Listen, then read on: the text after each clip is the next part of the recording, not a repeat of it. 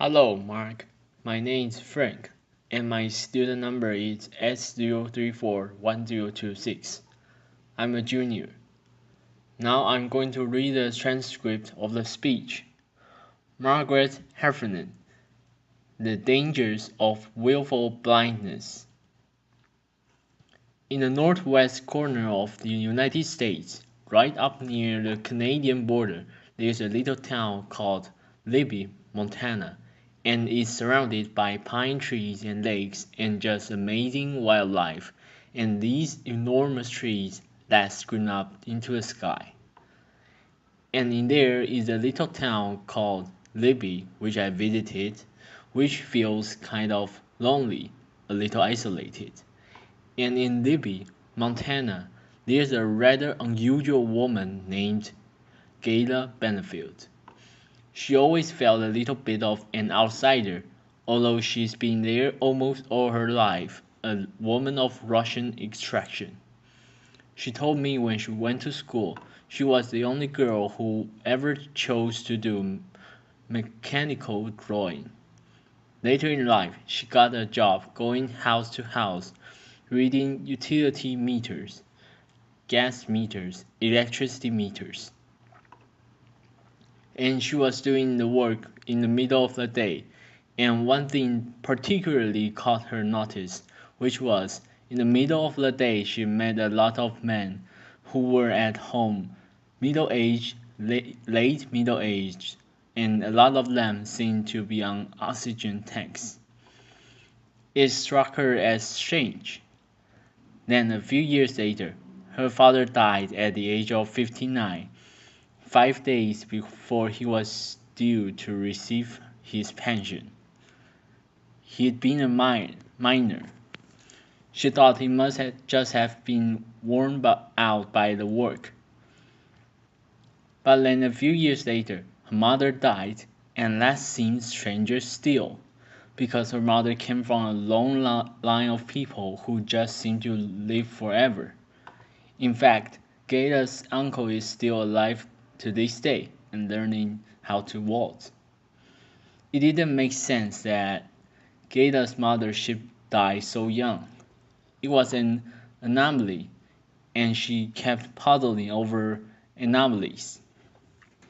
And as she did, other ones came to mind. She remembered, for example, when her mother had broken a leg and went into the hospital, and she had a lot of x-rays, and two of them were leg x-rays, which made sense, but six of them were chest x-rays, which didn't. She puzzled and puzzled over every piece of her life and her parents' life, trying to understand what she was seeing. She thought about her town. The town had a vermiculite mine in it. Vermiculite was used for soil conditioners to make plants grow faster and better. Vermiculite was used to insulate lofts, huge amounts of it put under the roof to keep houses warm during the long Montana winters. Vermiculite was in the playground, it was in the football ground, it was in the skating rink. What she didn't learn until she started working in this problem is vermiculite is a very toxic form of asbestos. When she figured out the puzzle, she started telling everyone she could what had happened, what had been done to her parents, and to the people that she saw on oxygen tanks at home in the afternoons. But she was really amazed. She thought when everybody knows, they'll want to do something, but actually nobody wanted to know. In fact, she became so annoying as she kept insisting on telling this story to her neighbors, to her friends, to other people in the community that eventually a bunch of them got together and they made a bumper sticker which they proudly displayed on their cars, which said, Yes, I'm from Libby, Montana, and no, I don't have asbestosis. But Gator didn't stop. She kept doing research. The advent of the internet definitely helped her. She talked to anybody she could. She argued, and finally she struck. Luckily, when a researcher came through the town studying the history of mines in the area, and she told him her story. And at first, of course, like everyone, he didn't believe her. But he went back to Seattle and he did his own research and he realized that she was right. So now she had an ally. Nevertheless, people still don't want to know. They said things like, well, if it were really dangerous, someone would have told us. If that's really why everyone was dying, the doctors would have told us. Some of the guys used to very heavy jobs said, I don't want to be a victim. I can't possibly be a victim, and anyway, every industry has its accidents. But still Gator went on, and finally she succeeded in getting a federal agency to come to town and to screen the inhabitants of the town, 15,000 people. And what they discovered was that the town had a mortality rate 80 times higher than anywhere in the United States. That was in 2002, and even at that moment, no one raised their hand to say, Gator, look in the playground where your grandchildren are playing. It's lined with vermiculite. This wasn't ignorance, it was willful blindness. Willful blindness is a legal concept which means if there's information that you could know and you should know, but you somehow manage not to know, the law deems that you're willfully blind. You have chosen not to know. There's a lot of willful blindness around these days. You can see willful blindness in banks when thousands of people sold mortgages to people who couldn't afford them. You could see them in banks where when interest rates were manipulated and everyone around knew what was going on, but everyone studiously ignored it. You can see willful blindness in the Catholic Church, where decades of child abuse were ignored. You could see willful blindness in the run up to the Iraq War. Willful blindness exists on epic scales like those, and it also exists on very small scales in people's families, in people's homes and communities, and particularly in organizations and institutions. Companies that have been studied for willful blindness can be asked questions like, are there issues at work that people are afraid to raise? And when academics have done studies like this of corporations in the United States, what they find is 85% of people say yes. 85% of people know there's a problem, but they won't say anything. And when I duplicated the research in Europe, asking all the same questions, I found exactly the same number, 85%. That's a lot of silence. It's a lot of blindness. And what's really interesting is that when I go to companies in Switzerland, they tell me this is a uniquely Swiss problem. And then when I go to Germany, they say, oh yes, this is a German disease. And when I go to companies in England, they say, oh yeah, the British are really bad at this. And the truth is, this is a human problem. We're all, under certain circumstances, willfully blind. What the research shows is that some people are blind out of fear. They're afraid of retaliation. And some people are blind because they think, well, seeing anything is just futile. Nothing's ever going to change. If we make a protest, if we protest against the Iraq war, nothing changes. So why bother?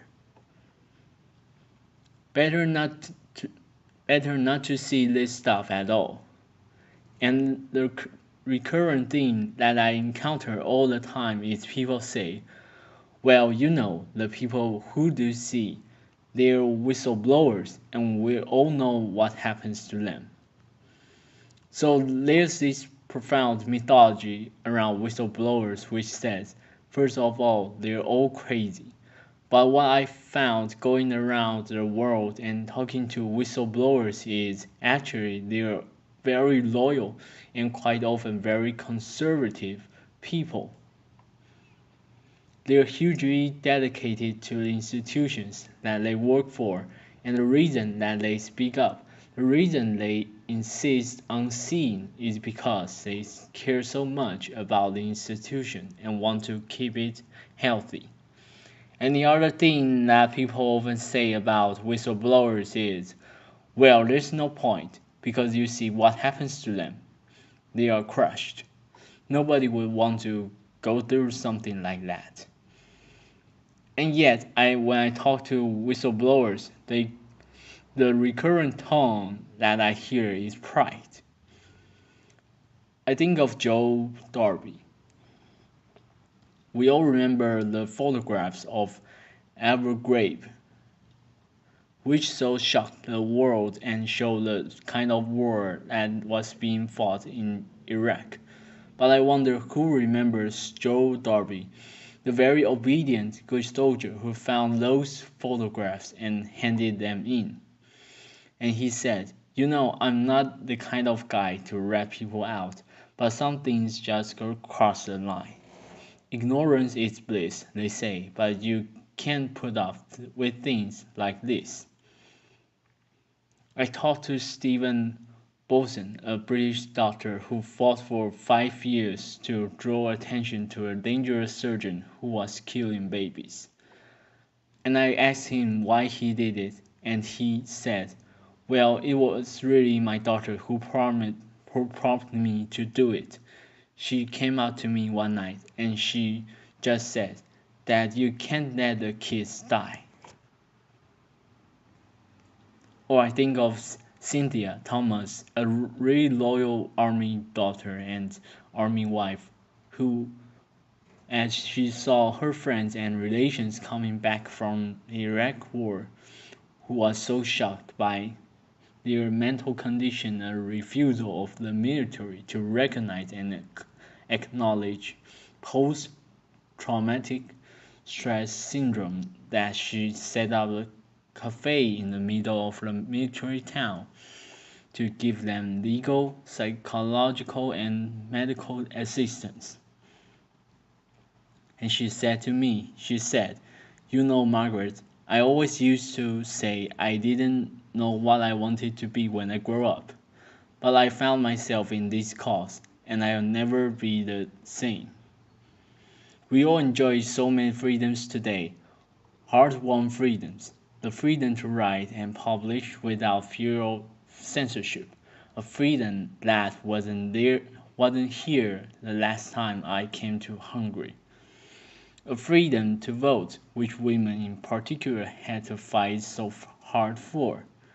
The freedom for people of different ethnicities and cultures of sexual orientation to live the way that they want.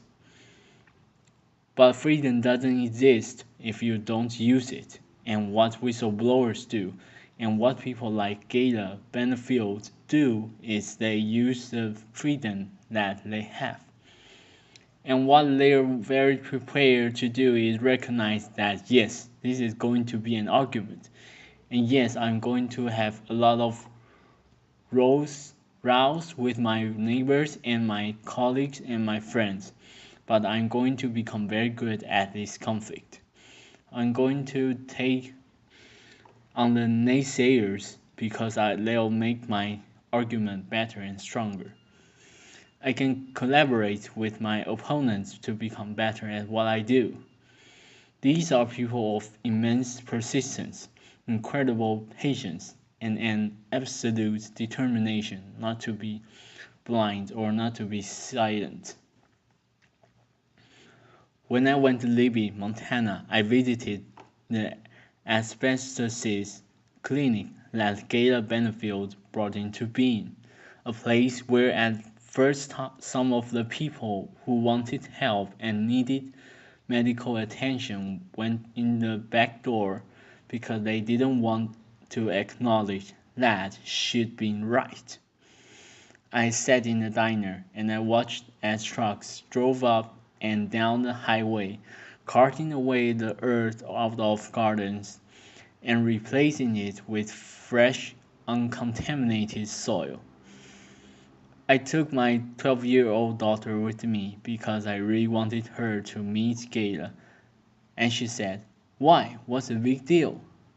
I said, "She's not a movie star, and she's not a celebrity, and she's not an expert, and Gayla's the first person who'd say she's not a saint. The really important thing about Gayla is she is ordinary. She's like you, and she's like me. She had freedom, and she was ready to use it." Thank you very much. Applause.